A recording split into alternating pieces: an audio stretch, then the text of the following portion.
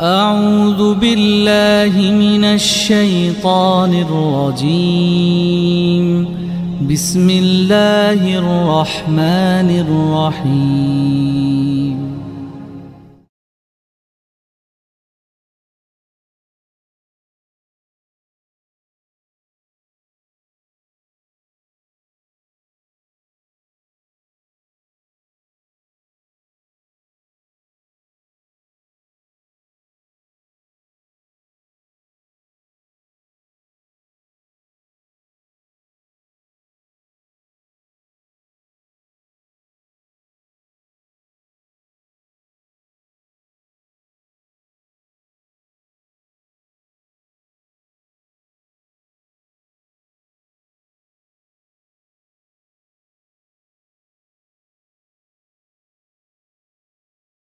ألف لام ميم. ذلك الكتاب لا ريب فيه هدى للمتقين الذين يؤمنون بالغيب ويقيمون الصلاة ومما رزقناهم ينفقون والذين يؤمنون بما أنزل إليك وما أنزل من قبلك وبالآخرة هم يوقنون أولئك على هدى من ربهم وأولئك هم المفلحون. إن الذين كفروا سواء عليهم أأنذرتهم أم لم تنذرهم لا يؤمنون. ختم الله على قلوبهم وعلى سمعهم وعلى أبصارهم غشاوة ولهم عذاب عظيم. ومن الناس من يقول آمنا بالله وباليوم الآخر وما هم بمؤمنين يخادعون الله والذين آمنوا وما يخدعون إلا أنفسهم وما يشعرون. في قلوبهم مرض فزادهم الله مرضا ولهم عذاب أليم بما كانوا يكذبون. وإذا قيل لهم لا تفسدوا في الأرض قالوا إنما نحن مصلحون ألا إنهم هم المفسدون ولكن لا يشعرون. وإذا قيل لهم آمنوا كما آمن الناس قالوا أنؤمن كما آمن السفهاء ألا إنهم هم السفهاء ولكن لا يعلمون. وإذا لقوا الذين آمنوا قالوا آمنا وإذا خلوا إلى شياطينهم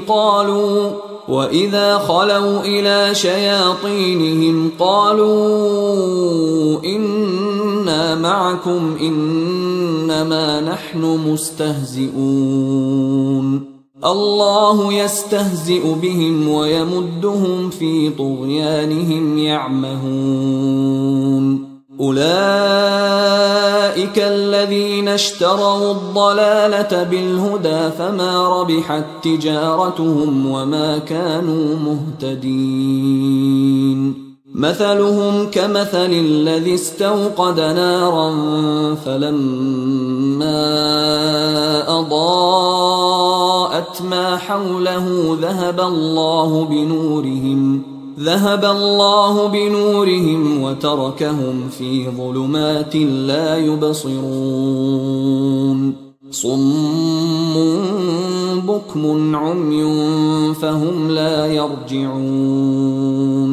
أو كصيب من السماء فيه ظلمات ورعد وبرق يجعلون أصابعهم في آذانهم من الصواعق حذر الموت والله محيط بالكافرين يكاد البرق يخطف أبصارهم كلما أضاء لهم مشوا فيه وإذا أظلم عليهم قاموا ولو شاء الله لذهب بسمعهم وأبصارهم إن الله على كل شيء قدير يا أيها الناس اعبدوا ربكم الذي خلقكم والذين من قبلكم لعلكم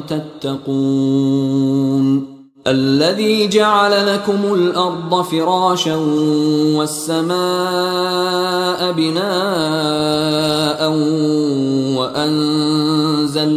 وأنزل من السماء ماء فأخرج به من الثمرات رزقا لكم فلا تجعلوا لله أندادا وأنتم تعلمون وإن كنتم في ريب مما نزلنا على عبدنا فأتوا بسورة من مثله وادعوا شهداءكم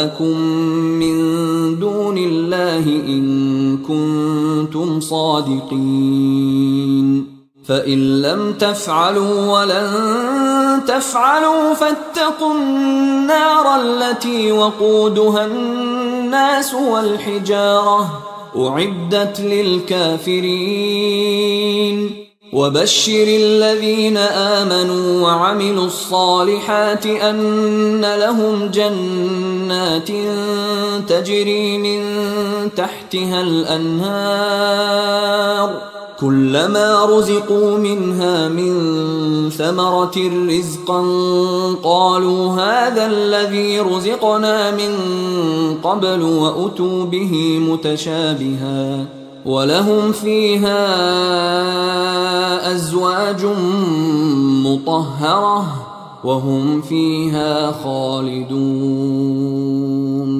إن الله لا يستحيي أن يضرب مثلا ما بعوضة فما فوقها فأما الذين آمنوا فيعلمون أنه الحق من ربهم وأما الذين كفروا فيقولون ماذا أراد الله بهذا مثلا يضل به كثيرا ويهدي به كثيرا وما يضل به إلا الفاسقين الذين ينقضون عهد الله من بعد ميثاقه ويقطعون ما أمر الله به أن يوصل ويفسدون في الأرض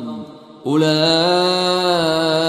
هم الخاسرون كيف تكفرون بالله وكنتم أمواتا فأحياكم ثم يميتكم ثم يحييكم ثم إليه ترجعون هو الذي خلق لكم ما في الأرض جميعا ثم استوى إلى السماء فسواهن 7 سماوات وهو بكل شيء عليم وإذ قال ربك للملائكة إني جاعل في الأرض خليفة قالوا أتجعل فيها من يفسد فيها ويسفك الدماء ونحن نسبح بحمدك ونقدس لك قال إني أعلم ما لا تعلمون وعلم آدم الأسماء كلها ثم عرضهم على الملائكة فقال أنبئوني بأسماء هؤلاء إن كنتم صادقين قالوا سبحانك لا علم لنا إلا ما علمتنا إنك أنت العليم الحكيم قال يا آدم أنبئهم بأسمائهم فلما أنبأهم بأسمائهم قال ألم أقل لكم إني أعلم غيب السماوات والأرض وأعلم ما تبدون وما كنتم تكتمون وإذ قلنا للملائكة اسجدوا لآدم فسجدوا إلا إبليس أبى واستكبر وكان من الكافرين وقلنا يا آدم اسكن أنت وزوجك الجنة وكلا منها رغدا حيث شئتما ولا تقربا هذه الشجرة فتكونا من الظالمين فأزلهما الشيطان عنها فأخرجهما مما كانا فيه وقلنا اهبطوا بعضكم لبعض عدو ولكم في الأرض مستقر ومتاع إلى حين فتلقى آدم من ربه كلمات فتاب عليه إنه هو التواب الرحيم قلنا اهبطوا منها جميعا فإما يأتينكم مني هدى فمن تبع هداي فلا خوف عليهم ولا هم يحزنون والذين كفروا وكذبوا بآياتنا أولئك أصحاب النار هم فيها خالدون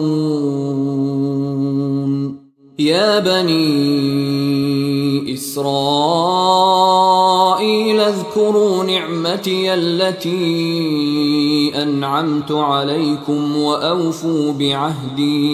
وأوفوا بعهدي أوف بعهدكم وإياي فارهبون وآمنوا بما أنزلت مصدقا لما معكم ولا تكونوا أول كافر به ولا تشتروا بآياتي ثمنا قليلا وإياي فاتقون ولا تلبسوا الحق بالباطل وتكتموا الحق وأنتم تعلمون وأقيموا الصلاة وآتوا الزكاة واركعوا مع الراكعين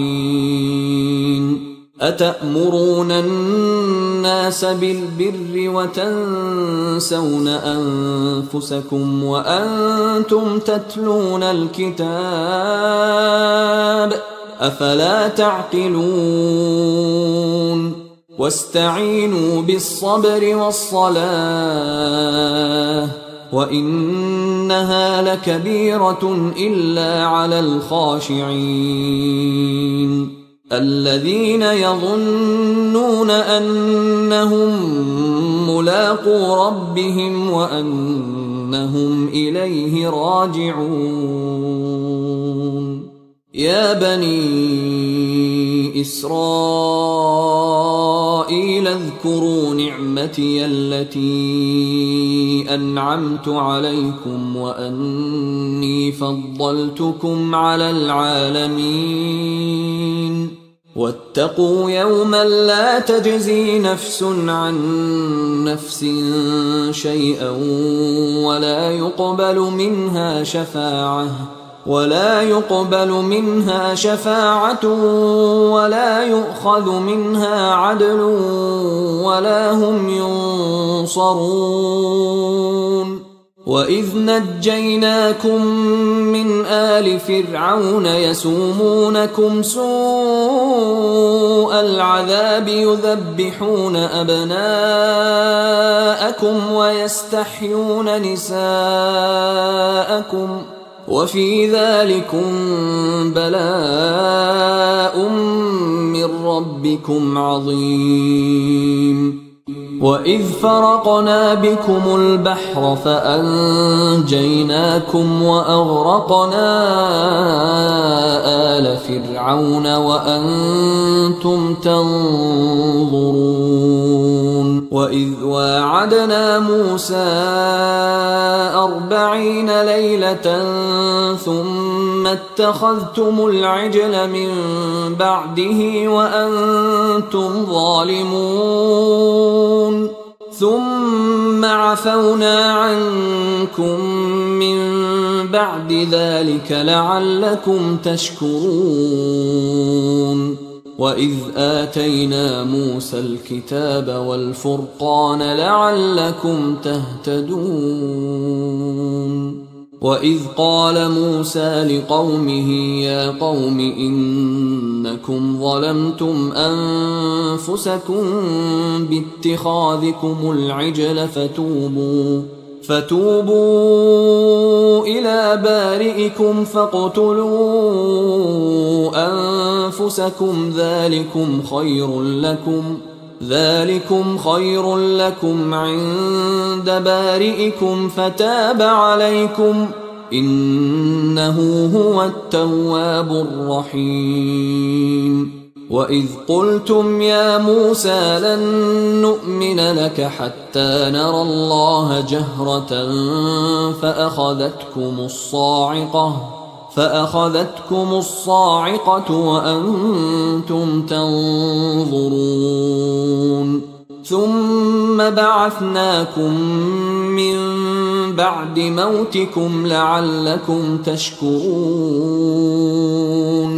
وظللنا عليكم الغمام وأنزلنا عليكم المن والسلوى كلوا من طيبات ما رزقناكم وما ظلمونا ولكن كانوا أنفسهم يظلمون. وإذ قلنا ادخلوا هذه القرية فكلوا منها حيث شئتم رغدا وادخلوا الباب سجدا وقولوا حطة نغفر لكم خطاياكم وسنزيد المحسنين. فبدل الذين ظلموا قولا غير الذي قيل لهم فأنزلنا على الذين ظلموا رجزا من السماء بما كانوا يفسقون.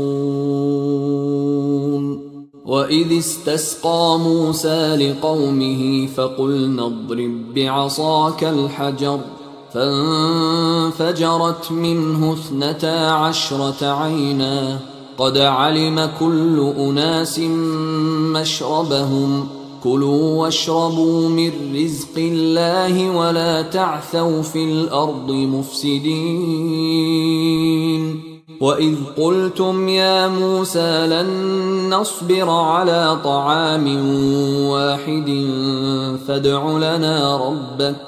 فادع لنا ربك يخرج لنا مما تنبت الأرض من بقلها وقثائها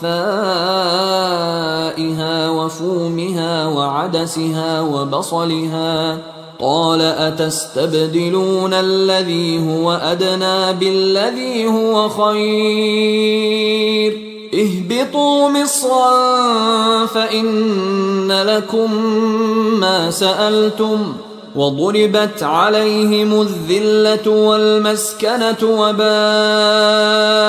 بغضب من الله ذلك بأنهم كانوا يكفرون بآيات الله ويقتلون النبيين بغير الحق ذلك بما عصوا وكانوا يعتدون إن الذين آمنوا والذين هادوا والصابئين من آمن بالله واليوم الآخر وعمل صالحا فلهم wassalatu wassalamu ala asrafil anbiya wa mursalin wa ala alihi wa ashabihi ajmain amma ba'd. Pertama-tama marilah kita panjatkan puji dan syukur atas kehadiran Allah Subhanahu wa taala yang telah memberikan rahmat, taufik dan hidayahnya kepada kita sehingga pada malam ini kita dapat melaksanakan kembali Zoom meeting kajian pada grup Fakultas Ekonomi UII 81 Ganjil. Semoga pengajian ini memberikan manfaat dan keberkahan pada kita semua. Amin. Kami juga menyampaikan ucapan terima kasih pada Ustadz Budi Mutakin yang telah berkenan untuk memberikan kajian pada malam ini. Semoga amal baik Ustadz Budi Mutakin mendapatkan balasan dari Allah Subhanahu wa taala. Amin. Kami juga menyampaikan terima kasih pada seluruh peserta yang telah berkenan memberikan donasi sehingga acara ini dapat terlaksana dan bisa hadir di acara ini. Semoga bisa berlangsung dan terus lebih ditingkatkan. Mengawali acara ini, Jeng Mimin akan membacakan surah Al-Quran. Setelahnya nanti dilanjut dengan kajian dari Pak Ustadz Budi Mutakin. Monggo silakan Jemin, waktu dan tempat saya persilahkan. Assalamualaikum warahmatullahi wabarakatuh. Assalamualaikum warahmatullahi wabarakatuh. Waalaikumsalam. Surat Al-Ahzab ayat 21 ya Pak Ustadz? 21 saja. Ya. A'udzubillahi minasyaitonirrajim. Bismillahirrahmanirrahim. Lakum fi rasulillahi uswatun hasanatul liman kana yarjullaha wal yawmal akhir wa dzakarallaha katsira. Sungguh telah ada pada diri Rasulullah itu suri teladan yang baik bagimu, yaitu bagi orang yang mengharap rahmat Allah dan kedatangan hari kiamat dan yang banyak mengingat Allah. Satu lagi Jeng. Al-Kalam. Bismillahirrahmanirrahim. Wa innaka la'ala khuluqin adzim. Dan sesungguhnya engkau benar-benar berbudi pekerti yang luhur. Shadaqallahul azim. Baik, waktu dan tempat saya persilahkan Pak Ustadz untuk memberikan kajiannya malam ini. Monggo. Bismillahirrahmanirrahim. Assalamualaikum warahmatullahi wabarakatuh. Waalaikumsalam warahmatullahi wabarakatuh. Hamdan wa syukran lillah, syadu la ilaha illallah wahdahu la syarikalah, syadu anna Muhammadan abdu wa rasuluh. Allahumma sholli ala Muhammad wa ala alihi wa sahbihi ajmain. Amma ba'du. Hadirin, saya tidak bisa membayangkan seandainya Muhammad Rasulullah tidak pernah diutus. Kemudian efek daripada tidak diutus, tidak hadir Al-Quran sebagai nasihat yang membentuk kemuliaan akhlak manusia. Karena setelah Al-Quran, dunia ini lepas dari kegelapan. Yakhruju min adh-dhulumati ilan nur, keluar dari kegelapan menuju cahaya yang terang benderang. Dan kita tahu bahwa betul, sebelum hadirnya Islam, semua orang hanya berbicara di sekitar bagaimana berpikir. Semua orang berfilsafat. Dan mungkin sebelum Al-Quran datang, sama sekali tidak ada pikiran untuk berpikir mungkin. Setelah Al-Quran datang, Masya Allah, setelah Al-Quran datang, semuanya berubah. Rasulullah membawa pencerahan yang luar biasa. Apakah benar Al-Quran ini firman Allah? Buat saya sederhana saja sih membuktikannya. Tadi pagi saya ngobrol dengan keponakan dan anaknya yang masih kurang dari 2 tahun. Kemudian saya tanya, cucu saya itu anak keponakan saya. Saya tanya, Quran apa, surat apa? Dia sampaikan, surat Abah, aku hafal surat An-Naba. Umur belum 2 tahun. Dia selesaikan surat An-Naba, dia baca dengan lidahnya yang lucu. Masya Allah, kalau Al-Quran bukan wahyu dari Allah, mungkin akan sangat sulit menghafalnya. Itu.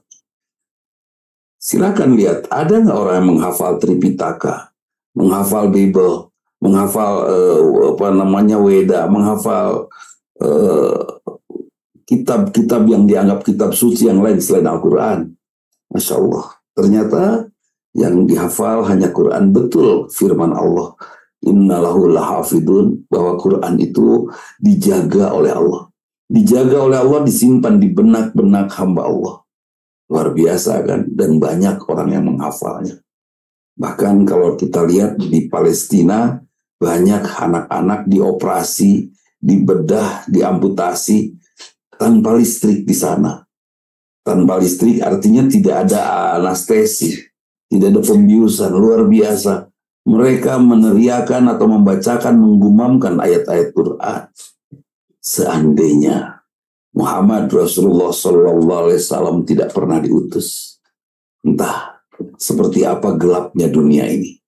Gelap sekali, jahiliyah akan terus berdatangan.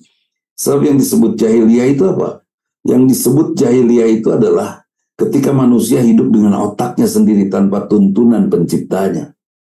Nah, kita muslimin dituntun oleh Allah dengan Al-Quran yang dibawa oleh Rasulullah SAW. Itu luar biasa. Artinya apa? Artinya kita sudah tidak lagi bodoh karena kita dituntun oleh Yang Maha Tahu, dituntun oleh pencipta kita. Rasulullah tentunya harus menjadi contoh. Tadi dibacakan bahwa Rasulullah adalah uswatun hasanah. Uswatun hasanah dalam hal apa? Banyak orang yang bercerita tentang kearifan lokal. Agama harusnya ditafsirkan dengan kearifan lokal. Silakan. Silakan. Rasulullah menjadi uswatun hasanah. Contoh keteladanan yang sempurna itu ada pada ibadah. Ibadahnya Rasulullah sudah paling sempurna. Jangan ditambah, jangan dikurang. Itu ibadahnya Rasul. Iya kan? Sudah sangat sempurna. Karena sudah sangat sempurna, kenapa harus kita tambah? Karena sudah sangat sempurna, kenapa kita anggap lebih sampai kita kurangi? Jangan terjadi itu. Nah, itu suatu hasanahnya Rasul. Kemudian Rasulullah juga maksum. Dilindungi, bukan dilindungi dari kesalahan, tapi dilindungi oleh Allah dari kesalahan membacakan ayat Al-Quran. Dan dilindungi oleh Allah dari kesalahan mentafsirkan Al-Quran. Itu luar biasa. Rasulullah pernah salah? Pernah. Bahkan Rasulullah pernah berhutang kepada pendeta Yahudi. Rasulullah berhutang kepada pendeta Yahudi, menggadaikan baju besinya, Kemudian Rasulullah ditagih oleh orang Yahudi hutangnya, dan padahal belum waktunya, dan Rasulullah meskipun dimaki oleh pendeta Yahudi tadi tetap tidak marah sampai si Yahudi itu masuk Islam. Kenapa Rasulullah berhutang? Bukan sahabatnya pelit, bukan para sahabatnya tidak mau memberi, hanya Allah sedang memberitahu dan Rasulullah memberitahu bahwa Rasulullah adalah manusia seperti kita. Innama ana basyarum mislukum yuha ilayya. Saya adalah manusia seperti kalian. Saya mendapatkan wahyu, kalian tidak. Oh, kita juga mendapatkan wahyu. Bedanya Rasulullah satu ayat turunnya. Sementara kita langsung mendapatkan wahyu itu 30 juz. Bedanya Rasulullah datang wahyunya dari Jibril. Kita sudah menerima apa yang sudah dikumpulkan oleh Rasulullah SAW. Seperti itu. Jadi, apakah Rasulullah bersalah? Ya, pernah.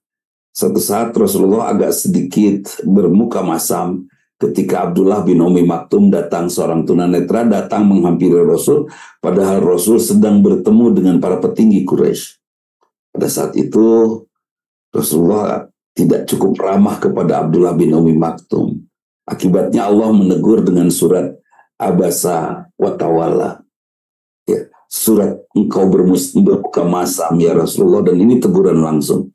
Kalau Rasulullah bersalah langsung ditegur. Pertanyaannya, kalau kita bersalah ditegur tidak oleh Rasul, oleh Allah. Ya, kita juga sama ditegur oleh Allah, tapi tidak langsung. Kalau kita rajin membaca Al-Quran, bahkan kita sudah, ya artinya fahamlah tempat-tempat yang ada di dalam Al-Quran itu. Ketika kita bersalah, langsung kita ingat surat Anu ayat sekian, meskipun mungkin tidak hafal ayatnya, tapi kita tahu bahwa kita sudah melanggar dan Allah negur dengan Al-Quran kepada kita. Seperti itu. Nah, ini luar biasa. Rasulullah maksum.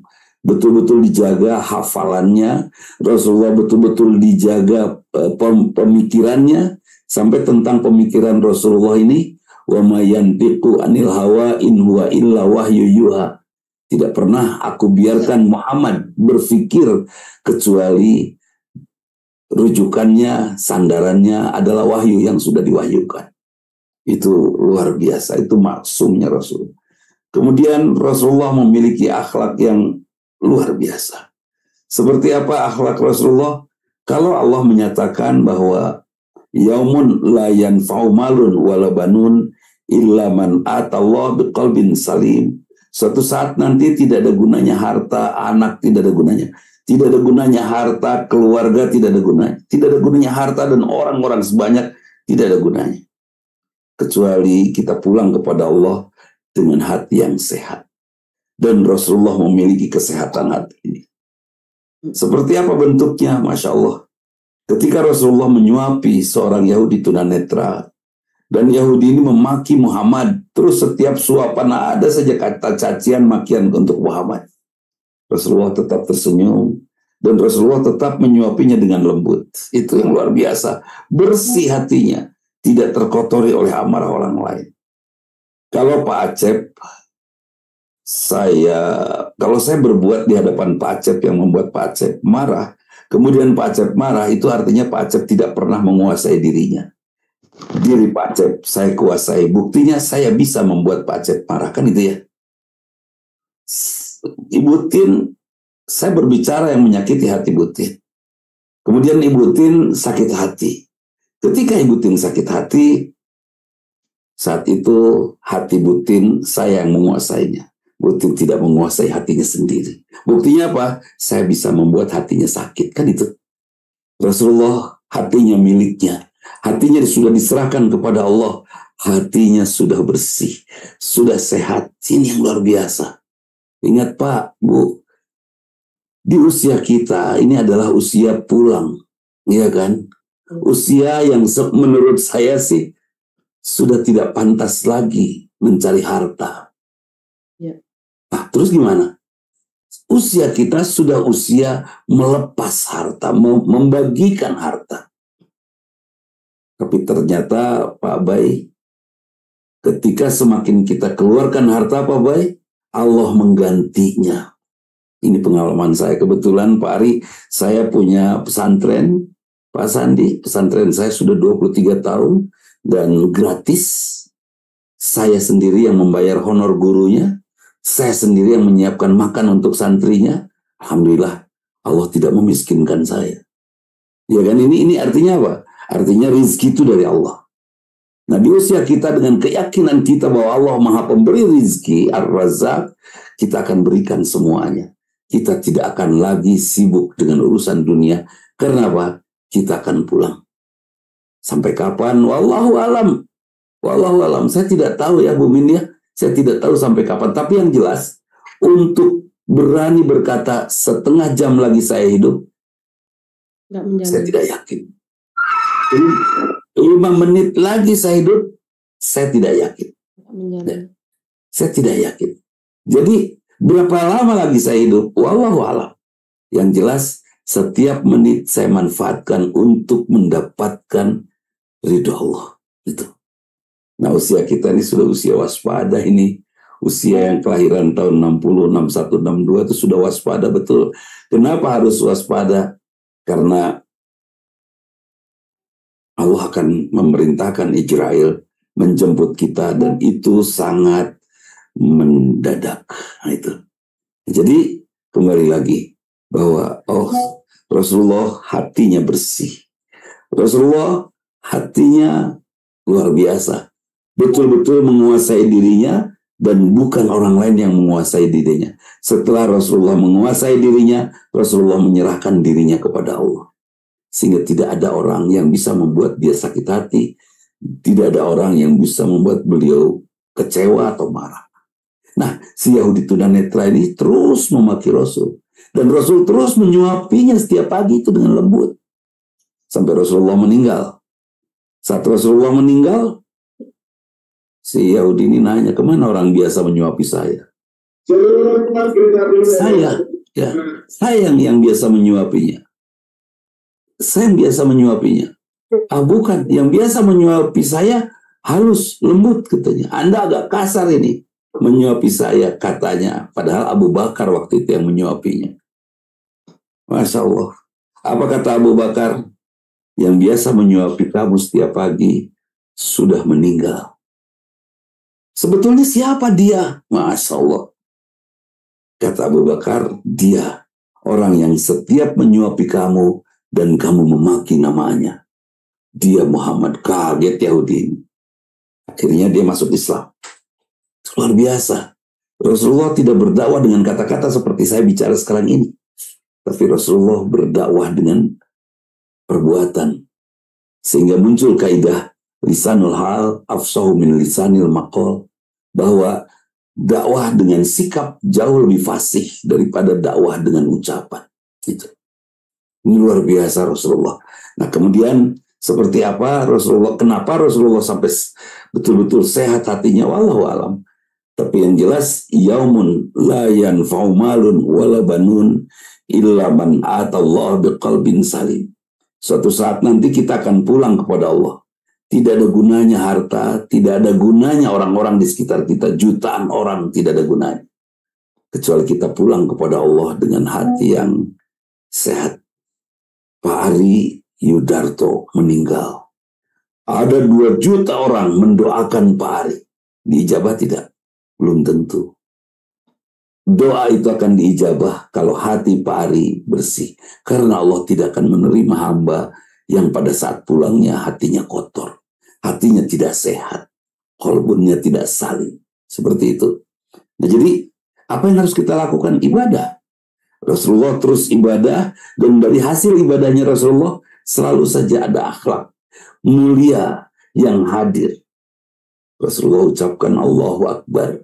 Rasulullah menjadi hamba yang paling merendah.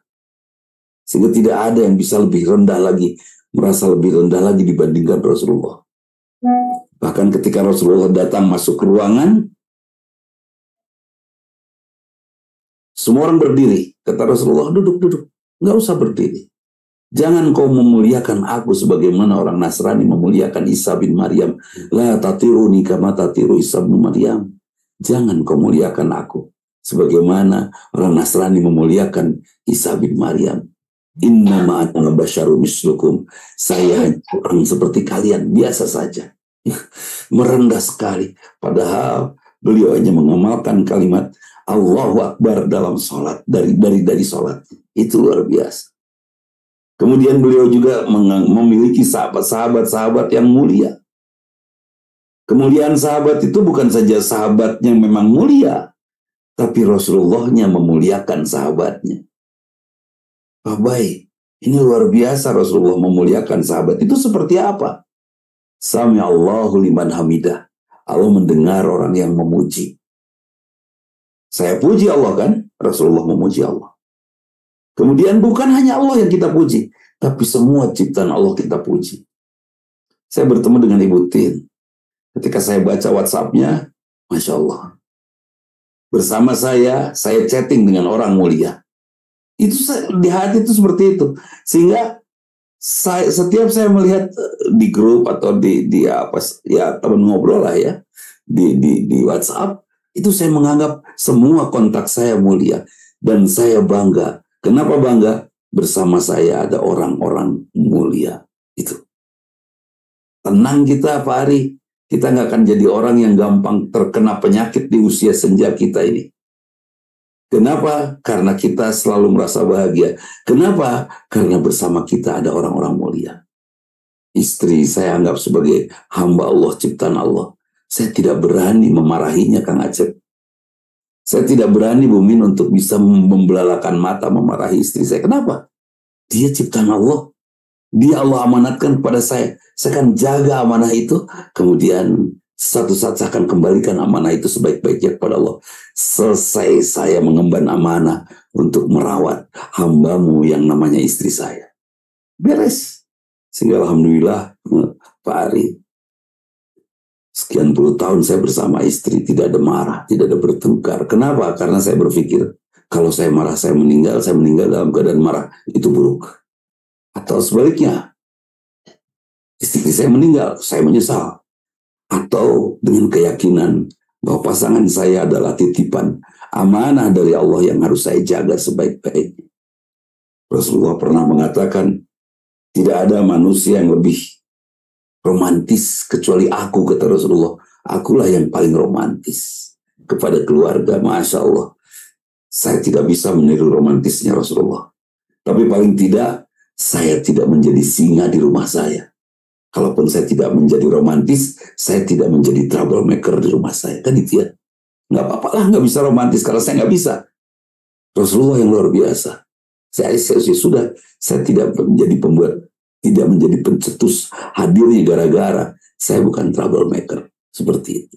Saya bukan pemicu keburukan di dalam rumah. Rasulullah yang sangat romantis ini, saya pikir tidak salah kita teladani di usia senja kita ini untuk juga romantis kepada pasangan kita. Apalagi sekarang Mas Ari, kita tuh harus mencintai istri Mas Ari. Istri itu harus makin dicintai Mas Ari.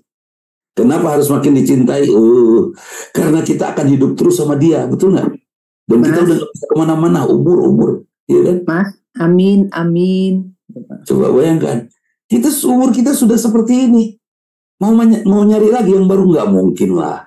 Yang baru juga mungkin niatnya sudah tidak lillahi ta'ala seperti yang lama. Sudah. Yang ada saja kita cintai Mas Asep. Ya Mas Asep ya, cintai saja yang lama, jangan yang lain. Kenapa harus kita cintai yang ada? Ingat, saya membangun cinta itu. Anak-anak nanya, kok Bapak makin mesra sih, makin tua ya? Saya harus jatuh cinta lagi kepada istri saya. Kenapa? Saya akan panjang umur. Kalau panjang umur, kebayang nggak Mas Bay? Kalau saya panjang umur, kemudian saya renta dan saya hanya bisa duduk saja. Terus istri saya tidak saya cintai, malah mungkin saya kesel dan sering kesel kepada istri. Nggak ada anak-anak, nggak ada cucu di rumah. Kita hanya berdua. Manut mami. Nah itu, berdua lagi kan? Itu. Manut mami. Tidak ada siapa-siapa. Nah kemudian, siapa yang lalu lalang di depan kita? Istri kan? Kalau kita tidak cukup mencintainya, mungkin kita akan sesak nafas melihat istri lalu lalang setiap hari di hadapan kita. Demikian juga istri harus mencintai suaminya. Supaya pada saat kita renta, kita tidak mampu apa-apa, yang ada bersama kita sosok yang paling kita cintai. Betah kita hidup. Kita akan tenang hidup. Kenapa? Karena bersama kita, di rumah kita ada orang yang sangat kita cintai. Bisa menumbuhkan cinta di usia senja ini. Bisa. Ini ada cara yang bagus. Ini tips dari ayahanda tercinta dulu. Allah yarham. Beliau menasihati kami.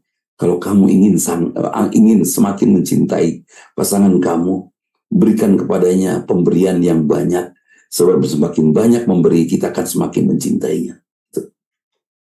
Ini keluar dari asas ekonomi, ini kalau dari fakultas ekonomi. Makin banyak kita memberi kepada kekasih di rumah, kita akan semakin mencintainya. Silakan saja coba Mas Ari. Ada wanita tetangga rumah sebelah, nggak usah ngomong jatuh cinta dan nggak usah suka sama dia. Tapi Mas Ari setiap hari memberi. Setiap hari ngasih.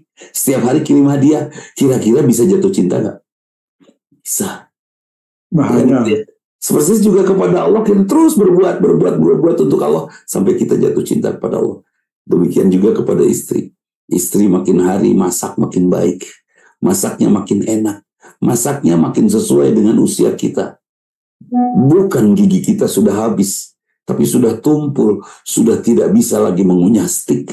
Ya, sudah tidak bisa lagi mengunyah ayam goreng. Kenapa? Sudah tumpul gigi. Istri yang mengerti, dia akan siapkan makanan yang pas untuk gigi suaminya.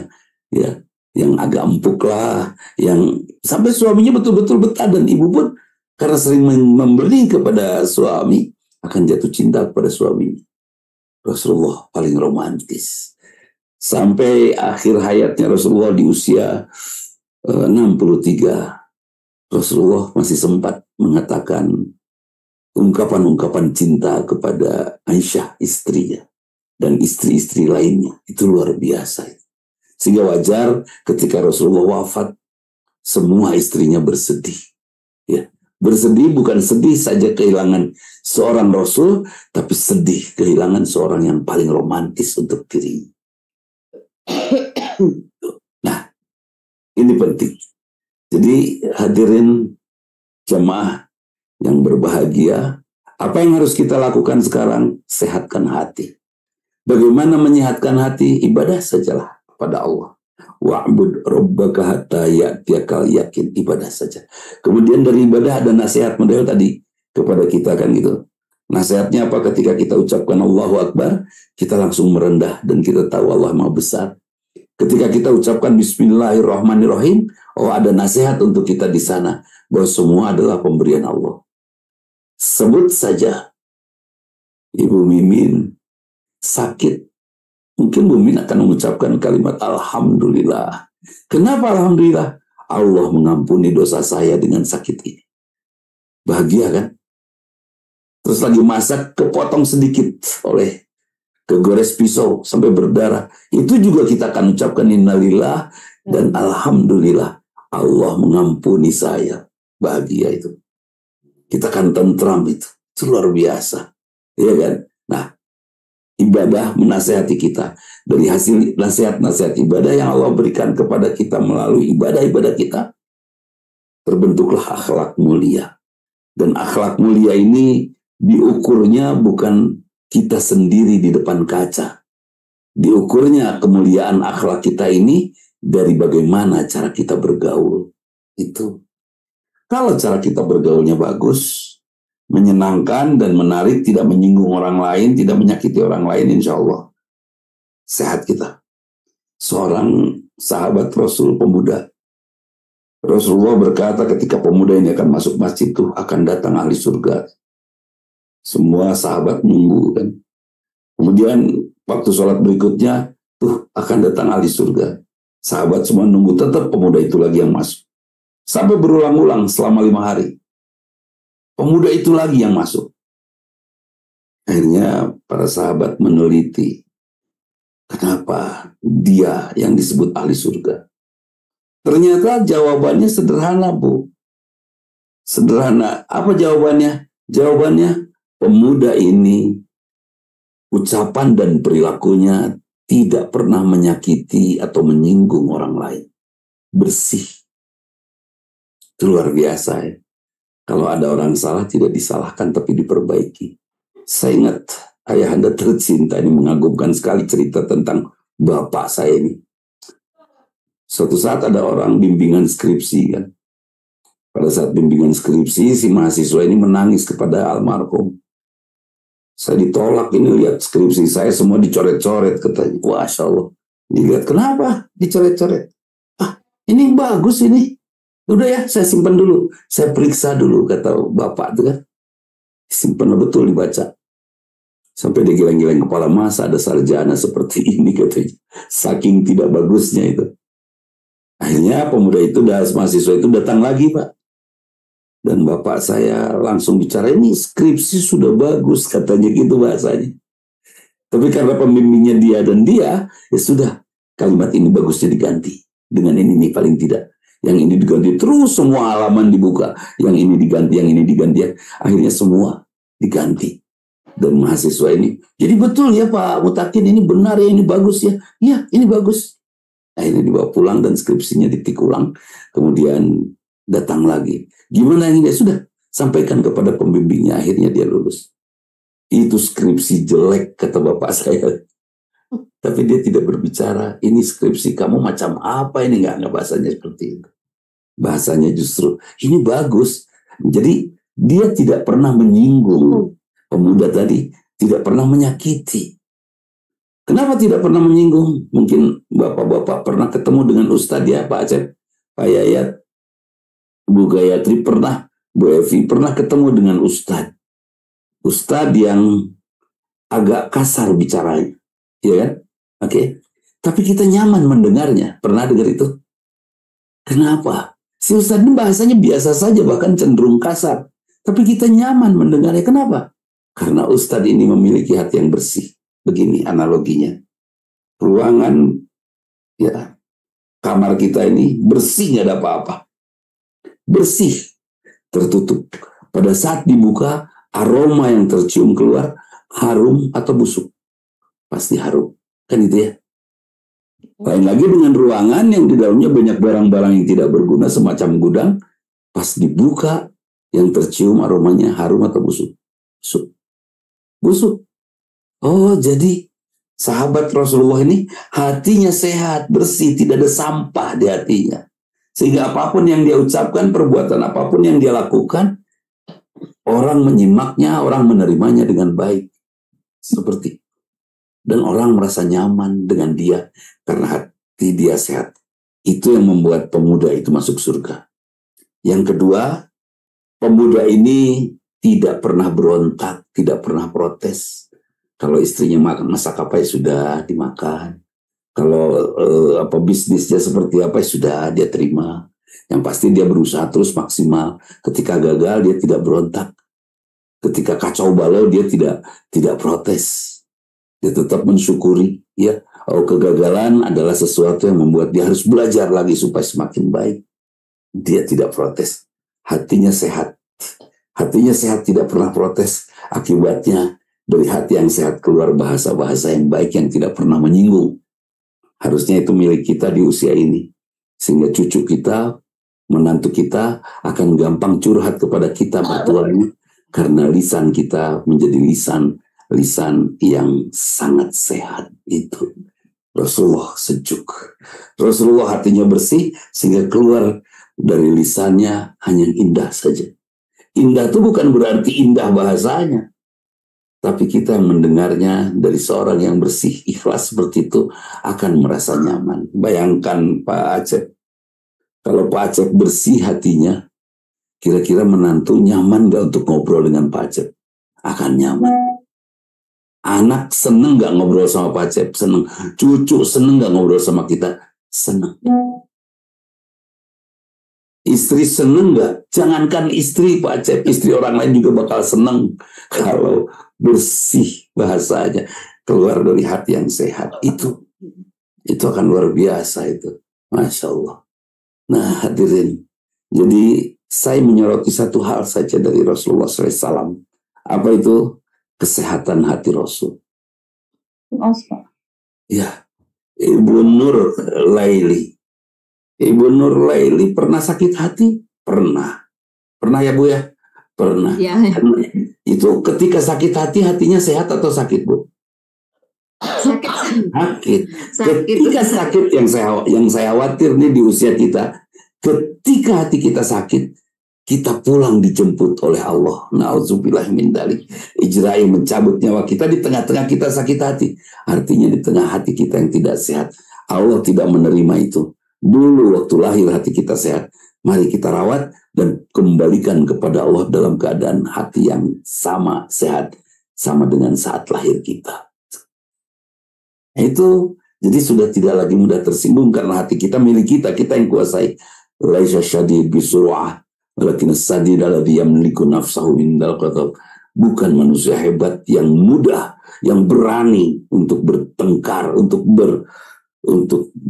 berantem. Yang disebut orang yang hebat adalah orang yang mampu menguasai dirinya ketika tergoda.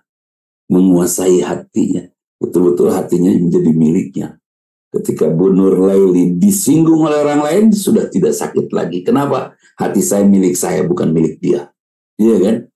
Ketika ada orang lain berbuat buruk di hadapan Bu Nur Laili, sudah tidak marah lagi. Kenapa? Hati saya milik saya, bukan milik perilaku dia. Jangan sampai perilaku dia membuat kita marah.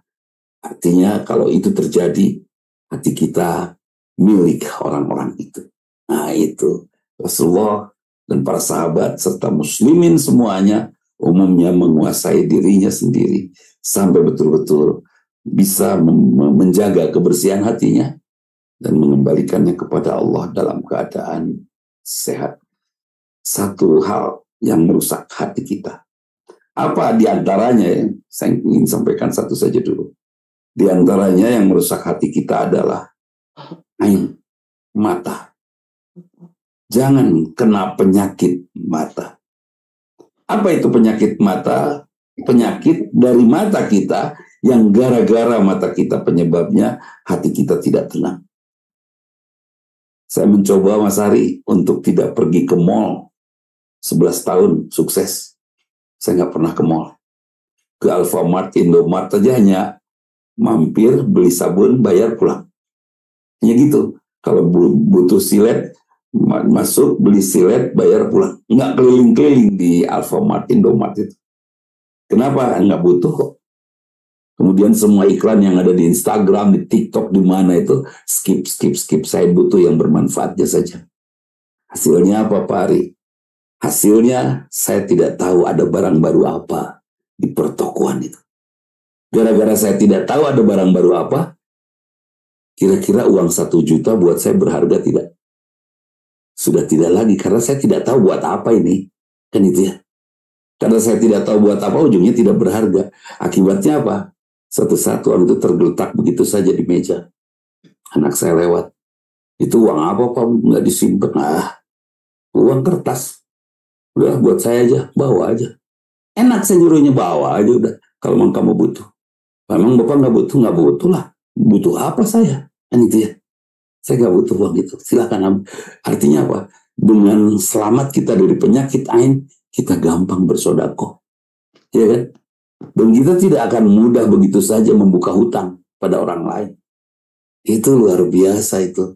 Jadi insya Allah bahwa akhlak Rasulullah terbentuk dari ibadah, karena tujuan ibadah adalah ketakwaan dan takwa adalah akhlak. Dan akhlak untuk bergaul sudah benar dan baikkah akhlak kita sangat tergantung seperti apa cara bergaul kita. Setelah kita bergaul dengan baik, dengan akhlak yang mulia, insya Allah hati kita akan terjaga sempurna. Dan mudah-mudahan Allah akan terima kita pada saat kita pulang nanti karena hati kita sehat. Nah itu Mas Ali, monggo sebagai pembawa acara saya kembalikan kepada Mas Ali. Baik Pak Ustadz, kepada teman-teman mungkin ada komentar atau pertanyaan, ya. Dipersilakan dibuka. Silakan kalau ada yang ingin bertanya.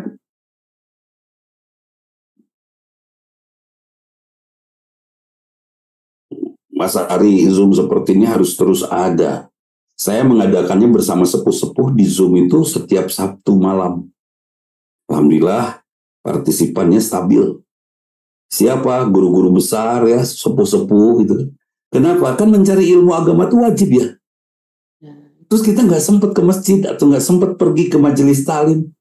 Akhirnya saya coba bikin Zoom seperti ini. Alhamdulillah, fasilitas itu bisa membuat kita lunas dari kewajiban mencari ilmu itu loh. Ya, mudah-mudahan ya Bu Tin dipertahankan meskipun hanya sekedar 7 orang, 8 orang, pertahankan saja. Karena ini menjadi fasilitas kita untuk memenuhi kewajiban mencari ilmu. Monggo. Ya. Monggo, ada yang bertanya? Ya, saya Ustaz. Silakan Bu Nur. Silakan Bu Nur. Ya, terima kasih Pak Mari. Ya, Assalamualaikum warahmatullahi wabarakatuh. Waalaikumsalam warahmatullahi wabarakatuh. Inje Pak Ustaz, Pak Yai. Saya tadi tertarik, tadi baru pulang Jabong ini ceritanya. Langsung tadi sudah di WA sama Cemimin itu. Oke, saya datang aslinya telat. Menarik sekali Pak Ustadz terkait dengan penyakit mata ya. Memang jujur ini banyak dialami wanita-wanita, terutama yang masih bekerja seperti saya ini. Saya juga sudah berusaha untuk tidak tergoda iman mata ini, tapi ternyata kadang-kadang namanya wanita tuh, aduh gimana ya, kalau baju apalagi baju udah nggak cukup, kepinginnya beli lagi. Nah itu ya, itu kemudian saya sudah mencoba untuk sudah nggak pergi ke mall seperti Pak Ustaz, sudah nggak pergi. Oke, mudah-mudahan saya kuat nih. Tapi ternyata godaannya ketika karena mohon maaf mungkin kalau teman-teman yang lain sudah purna nih Ustaz, ya, saya masih ngajar. Ketika pekerjaan dituntut ini ternyata saya jenuh sekali. Saya nggak pergi kemana-mana, sudah 1 tahun saya nggak ke mall. Ternyata tergoda juga iman ini. Akhirnya saya refreshing aja supaya hanya jalan. Kemudian sama suami datang karena orang datang Pak berdua ya datang, jalan, duduk, terus kemudian sholat maghrib, sudah makan ke resto, habis itu pulang lagi, sudah.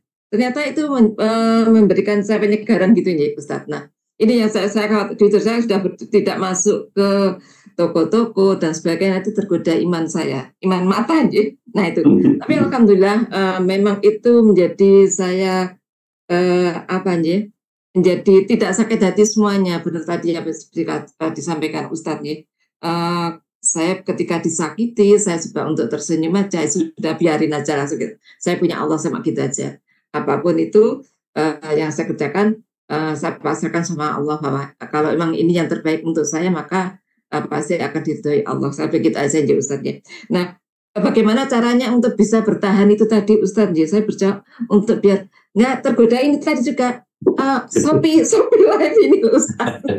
Nah, COD-nya itu ya. Saya jarang kalau COD saya nggak mau Ustadz. Saya jarang ada di rumah. Tapi kalau sudah lihat ini, makanya duit saya itu pasti habis karena beli itu. Tergoda iman. Makanya saya tutup aja sebenarnya gitu ya Ustadz ya kayaknya. Mohon arahannya Ustadz. Waalaikumsalam warahmatullahi wabarakatuh. Betul Bu, Ibu tergoda oleh mall, Bapak tergoda oleh Ibu. Begitu siklus ya. Yang pasti kita harus mulai bertanya lagi tentang kepentingan tentang pentingnya apa yang kita miliki. Kalau saya boleh nggak di usia ini saya berpikir pengen punya mobil 2, buat apa? Kan gitu ya. Oke. Di usia seperti ini boleh nggak saya berpikir untuk beli tanah di suatu tempat? Buat apa? Kan itu ya. Terus boleh nggak di usia ini saya berpikir ingin punya istri lagi? Alah, buat apa? Kan itu ya. Seperti itu.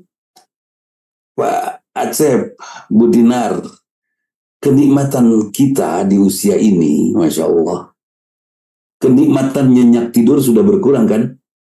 Rupanya Allah menggantinya dengan nikmat tahajud. Nikmat makan sudah berkurang kan? Allah ganti dengan nikmat saum. Nikmat mencari uang sudah tidak asik dulu waktu muda. Allah ganti dengan nikmat sedekah. Kenikmatan kita untuk kuliner sudah makan juga sudah pilih yang empuk-empuk kan sekarang. Kenikmatan kuliner kita ganti dengan kenikmatan saum.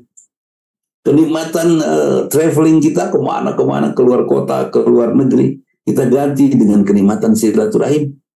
Itu luar biasa. Nah, tentang benda-benda ini, Masya Allah, mari kita renungkan. Benda apa yang kita beli, ujungnya benda itu tersimpan di mana? Semua di gudang. Ya kan? Semua di gudang. Terus, ibu mencari uang hanya untuk memenuhi isi gudang? Jangan, Bu. Cari uang untuk memenuhi pahala kita di akhirat nanti. Cari uang untuk memenuhi pundi-pundi harta kita pada saat kita pulang nanti. Sehingga di alam barzah kita merasa tentram karena kita memiliki bekal cukup. Dan kita merasa yakin akan pulang ke tempat yang baik nanti. Di terminal penantian kita di alam barzah. Oh, terus bagaimana? Ini pengertian ini harus hadir, Bu. Sehingga kita akan bisa menjaga ya, Bu Dinar ya. Menjaga dari sesuatu yang membuat kita hanya tergiur lagi. Nah, itu saya sudah mulai berpikir ke arah situ. Bahkan saya melihat teman saya yang belum purna bakti tapi sebentar lagi purna bakti dia untuk yang bukan pekerjaan fungsional. Artinya umur 58 dia sebentar lagi purna bakti. Dia sekarang menghabiskan sedikit uangnya buat membangun rumah sampai 2 lantai. Saya tanya, buat apa itu lantai kedua? Nanti kalian berdua suami istri akan menjadi renta dan tidak akan pernah naik ke lantai kedua. Sudah di sini saja, rumah itu cukup kecil saja buat kita. 60 meter persegi rumah, tanahnya aja 2 hektar, nah itu cukup, itu kan. Kita bisa jalan-jalan di taman kita yang 2 hektar itu, rumah tidak perlu terlalu besar. Toh pada akhirnya kita hanya akan butuh 3 ruangan, 4 ruangan saja. Ruang tengah buat kita baca buku atau nonton TV atau ngobrol bercengkrama, kamar mandi, ya kan, dapur dan tempat tidur. Udah hanya 4 ruangan saja. Dan ruangan itu umumnya dekat, ya semuanya. Nanti dapur lewat, kita hanya butuh tempat tidur, ruang tengah dan kamar mandi. Nanti ruang tengah juga akan pergi meninggalkan kita. Atau kita meninggalkan ruang tengah. Kita hanya butuh kamar mandi dan tempat tidur, kamar tidur kita. Nanti mungkin kamar mandi pun akan pergi. Kita hanya akan berbaring di tempat tidur. Iya kan? Terus buat apa? Bahasanya kan gini, mumpung masih muda Ustadz, mumpung masih bisa belanja kita, silakan. Tapi pikiran saya, untuk apa kita memenuhi isi gudang? Dengan tenaga kita habis-habisan pagi, siang, sore, malam. Tadi ibu juga baru beres dari kesibukan, padahal ini hari Ahad ya. Baru beres bersibuk-sibuk luar biasa. Orang semua rileks, Bu. Orang semua rileks, ibu sibuk. Terus buat apa hasilnya? Hanya memenuhi pojok gudang yang belum terisi. Jangan, sayang. Hemat. Jadi bagusnya kita cari silakan. Karena dalam Islam tidak ada perintah ini, Mas Ari. Tidak ada perintah mencari uang. Dalam Islam tidak ada perintah mencari uang, yang ada membayar zakat. Jadi buat apa cari uang? Supaya bisa bayar zakat. Dan itu ya. Saya pengen berzakat tahun ini 2,5 miliar. Oh berarti saya harus punya tabungan 100 miliar. Kan itu ya. Seperti itu. Jadi mencari uang buat bayar zakat infak sodako. Kenapa pakai pakaian untuk menutup aurat? Bukan untuk model. Ya. Suatu saat ada orang menghina pakaian kita atau kita pergi ke undangan ternyata pas Bu Dinar atau Bu Nur, Bu Min pergi ke undangan, ternyata di undangan di tempat hajatan itu ada orang yang bajunya sama dengan kita, ulang lagi nggak? Sama baju aku, sama persis, kira-kira diterusin, ya bisa diterusin. Buat kita yang memakai pakaiannya lillahi ta'ala hanya menutup aurat, tidak penting untuk kita merasa risih dengan baju orang lain, kan itu ya. Udah lempeng aja. Jeng kok sama ya bajunya sama saya? Oh iya. Jeng belinya di mana? Saya di Bandung. Oh saya di Jakarta. Pantesan deket wes. Beres tuh. Nggak usah jadi masalah. Kan gitu. Sedang bawa sop di tempat hajatan, tiba-tiba karinya tuh tumpah ke baju kita yang putih. Kira-kira langsung pulang nggak?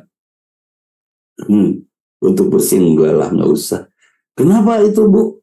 Itu bajunya seperti itu. Iya tadi lagi makan saking enaknya tumpah ini. Juara ini makannya keenakan. Bahasanya kalau kita lakukan karena Allah, maka kita tidak akan pernah kecewa lagi. Sekarang dari sekian banyak perbelanjaan kita, kalau kita belanja Berapa kali kita kecewa dengan apa yang kita beli? Ya kan?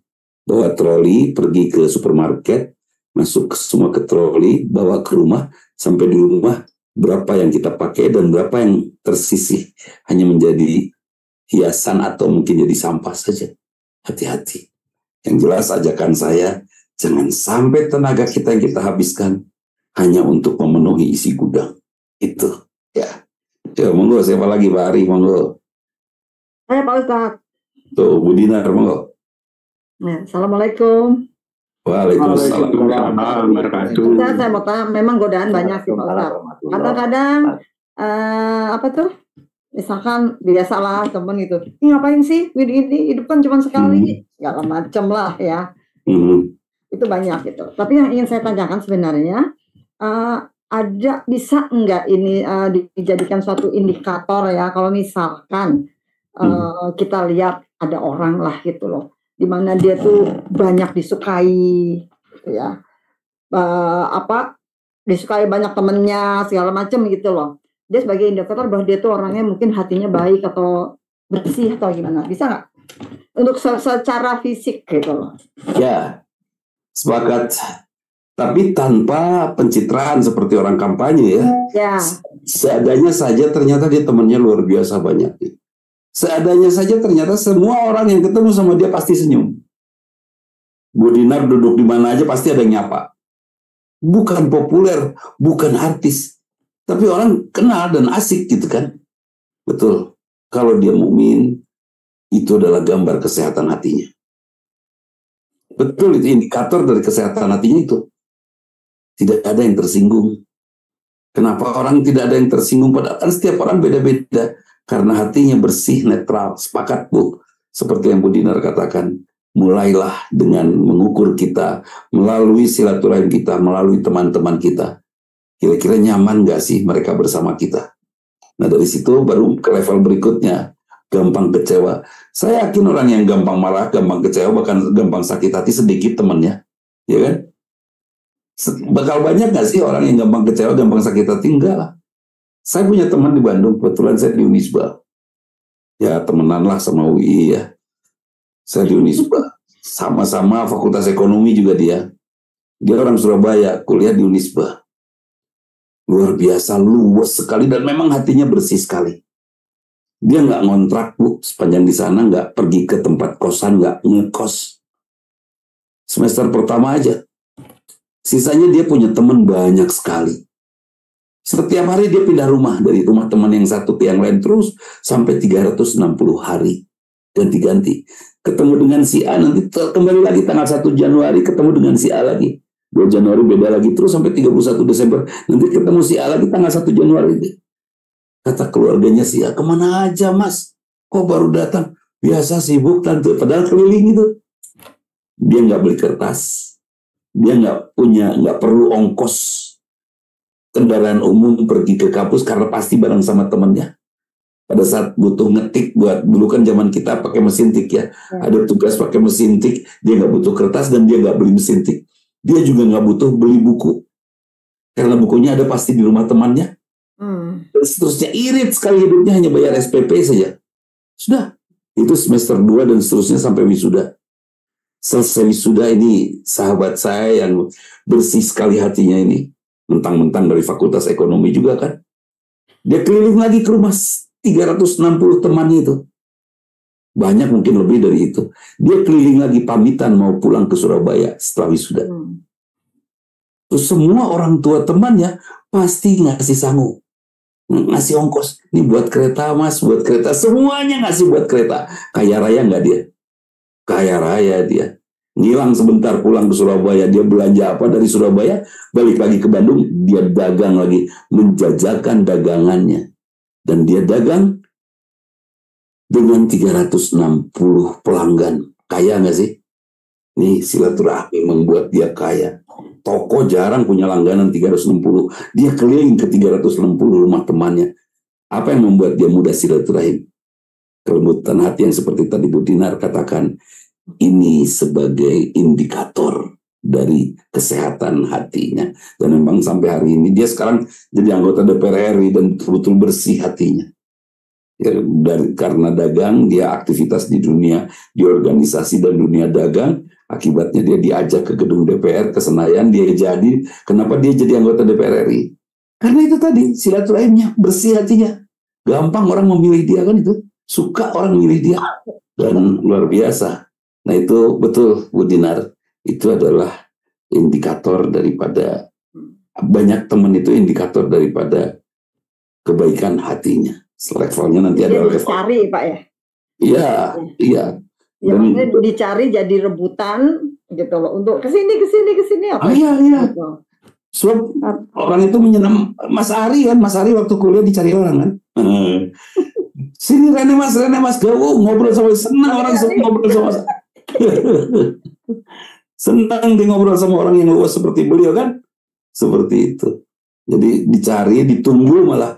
Kok Mas Ari belum datang ya? Itu luar biasa. Bisa efek fisik ya yang ganteng atau cantik. Bisa juga efek Mas Ari ganteng. Bisa juga efek hati. Efek hati yang memang bersih seperti itu. Monggo yang lain monggo.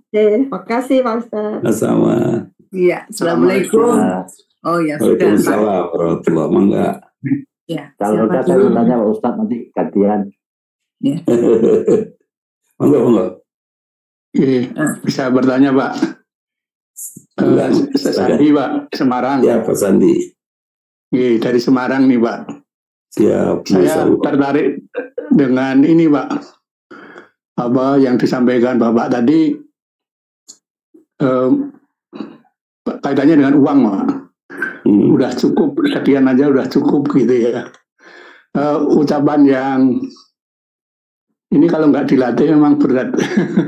Dan saya ingin tahu lebih jauh mengenai model latihan atau bagaimana cara mempersiapkan diri bahwa dengan kita tidak, kalau bahasa Jawa itu tidak ngoyo dengan uang atau pendapatan tuh. Segitu aja udah cukup gitu. Saya pernah, ini anak saya cerita gitu, ada kasus praktisi, dosen praktisi ya. Saya kebetulan sama-sama Bu Nur tadi ngajar. Dari dosen praktisi ada mahasiswa yang tanya Pak, berapa pendapatan Bapak gitu. Saya cerita bahwa sebagai pegawai negeri gajinya 6 juta. Namun sebagai praktisi dia menceritakan bahwa omsetnya itu lebih dari 30 M. Kemudian dia hanya mengambil dari yang 30 M itu secukupnya aja. Hanya satuannya juta gitu. Secukupnya untuk dia aja. Jadi sisanya yang sekian M itu serahkan anak buah untuk mengelola. Katanya bahwa uang segitu itu udah cukup. Dan saya lihat anak-anak saya sudah cukup juga. Jadi buat apa saya ngambil uang yang banyak dari omset itu. Nah ini kurang lebih sama seperti cerita Bapak tadi. Bahwa uang 1 juta itu udah cukup ya. Atau uang berapa gitu udah cukup ya, tidak ngoyo gitu. Ini saya perlu Pak, model latihan atau bagaimana cara mempersiapkan ya. Karena suatu saat kan saya juga sebentar lagi pensiun Pak. Insya Allah tahun 26 pensiun. Jadi pendapatan saya berkurang ini. Yang jelas kalau pensiun itu pendapatan berkurang. Tapi bagaimana mempersiapkan diri dengan kondisi, saya tanya teman-teman yang jadi apa-apa itu, wah pokoknya kalau pensiun itu uangnya jauh sekali berkurangnya gitu. Nah mempersiapkan diri itu, Bapak tadi kelihatannya sudah enjoy dengan artinya uang rupiah tidak perlu banyak tapi sudah cukup gitu. Saya mohon ini Pak, latihan atau treatment bagaimana mempersiapkan diri agar hati kita itu bisa menerima dengan uang segitu aja udah cukup, karena anak-anak juga punya pendapatan kan udah cukup. Buat apa kita kerja macam-macam, rumah, kendaraan sekarang udah ada. Tapi beberapa teman saya masih antusias untuk masih nyari pekerjaan sampingan ya. Gantinya, ya. Kalau pensiunan uangnya berkurang sekian, sehingga saya harus cari pendapatan sekian dengan model usaha apa macam-macam.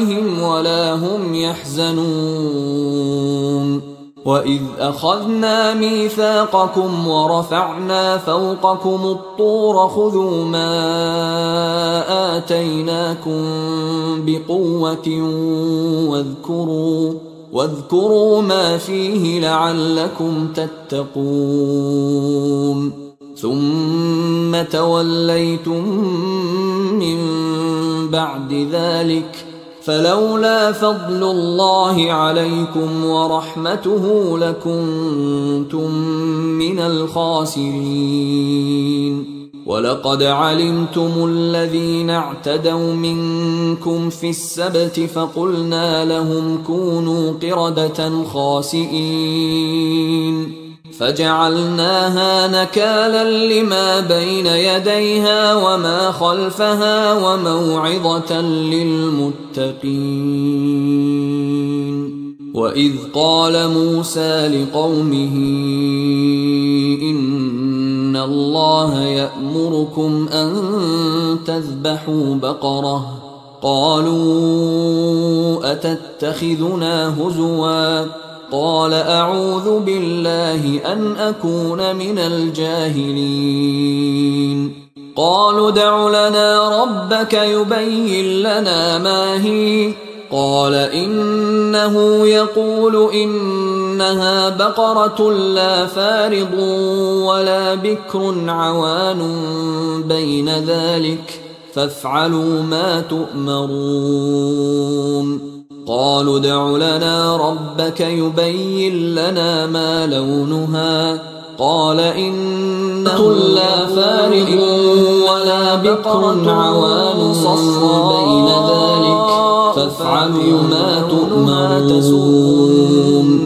قالوا ادع لنا ربك يبين لنا ما لونها قال أهي إنه لا فارغ ولا بكر عوان صفر بين ذلك فافعلوا ما تؤمرون قالوا ادع لنا ربك يبين لنا ما يقول إنها بقرة لا ذلول تثير الأرض ولا تسقي الحرث مسلمة لا شية فيها قالوا الآن جئت بالحق فذبحوها وما كادوا يفعلون وإذ قتلتم نفسا فادارأتم فيها والله مخرج ما كنتم تكتمون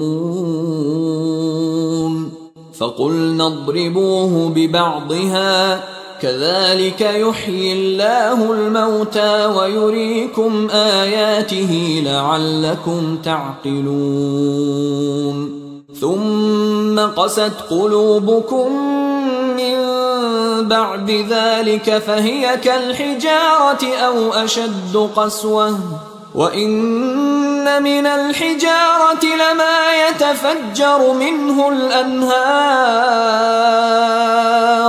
وإن منها لما يشقق فيخرج منه الماء وإن منها لما يهبط من خشية الله وما الله بغافل عما تعملون أفتطمعون أن يؤمنوا لكم وقد كان فريق منهم يسمعون كلام الله ثم يحرفونه من بعد ما عقلوه وهم يعلمون وإذا لقوا الذين آمنوا قالوا آمنا وإذا خلا بعضهم إلى بعض قالوا أتحدثونهم بما فتح الله عليكم ليحاجوكم به عند ربكم أفلا تعقلون أولا يعلمون أن الله يعلم ما يسرون وما يعلنون ومنهم أميون لا يعلمون الكتاب إلا أماني وإن هم إلا يظنون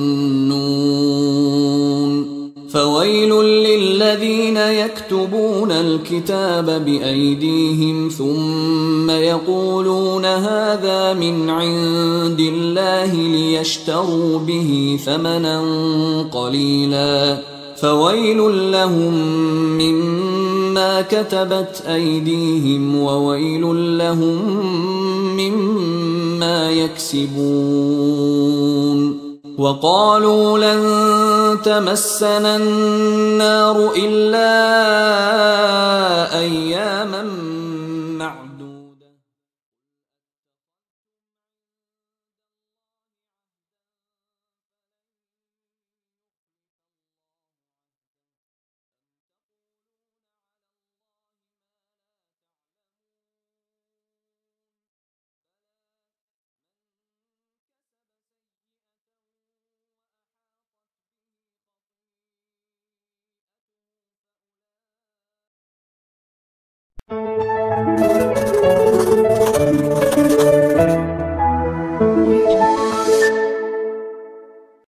أعوذ بالله من الشيطان الرجيم بسم الله الرحمن الرحيم